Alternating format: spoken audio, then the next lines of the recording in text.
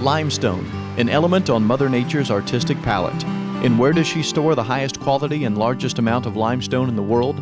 Bedford, Indiana, the limestone capital of the world. And Indiana limestone is considered the best stone in the world, primarily because it's soft enough that it's very workable, yet it's very consistent and it's durable. This area right in here is where the best deposits are, and it's called Heart of Limestone Belt. As an industry, it really didn't become a big national industry until the late 1800s. The Vanderbilt family loved Indiana limestone because many of their homes were made out of the limestone that came from this area. For instance, the Biltmore Mansion in North Carolina, it came from one of our quarries, Dark Hollow. Cornelius Vanderbilt, he actually built a railroad spur in here. Also about that time, major cities were starting to get built, both New York City and Chicago. Washington, D.C., the big build for Washington, D.C. was around the corner, so near the turn of the century is when the industry really took off. Washington, D.C. is practically all Indiana limestone. From the late 1800s until the Great Depression of the mid-1930s, numerous skyscrapers and large buildings were being built using the durable, high-quality stone from Indiana. A few examples of the many works of art from this time period include the Indiana War Memorial, the Indiana State Capitol, and the Soldiers and Sailors Monument at the Circle in downtown Indianapolis. In Chicago, the Merchant Mart was built, and the Tribune Tower was America's first skyscraper design competition. Washington, D.C. started on the National Cathedral and completed the National Archives building. Grand Central Station and the Waldorf Astoria Hotel were raised in New York City, which is also the home of the most infamous building of all.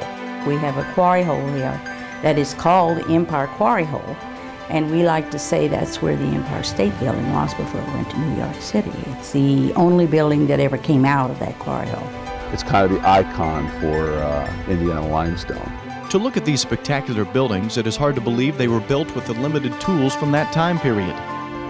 Primary power source was steam engines. Channeling machines are what were used in order to cut the stone. And they were steam channeling machines. They were set on rails, and essentially they gouged the stone with steam pistons. Also, they had to use very large structures. We call them derricks. Essentially, they're just big towers that allow them to get the leverage and stuff and still have the lifting capacity to lift big blocks. When it came to move stuff around, the only way you do that is move railroad cars up underneath the stuff. The early carvers used a mallet and chisels and calipers. Stone carvers do three-dimensional, and the cutters just two-dimensional.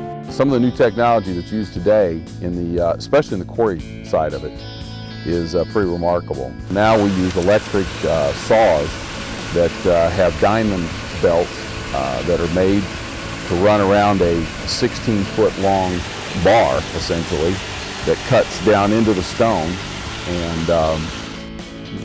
and that's how you channel the stone now. Instead of being able to only go down about 6 or 8 feet, you actually go down 16 feet. We have, instead of having big derricks around or cranes that was the next generation, we now have just big loaders. We have loaders in our quarries that can, with one lift, pick up 35 tons. We computerize everything. At one point last summer, we had 15,000 pieces in production. All of the stone from the blocks is all tracked, the inventory. All that stuff is all kept in the computer now and tagged with a barcode plastic tag. Some recently built buildings include the Pentagon, RCA GE Building, Rockefeller Center, and even more current, the Alabama Judicial Center, Union Planters National Bank, the Crescent, and Procter & Gamble.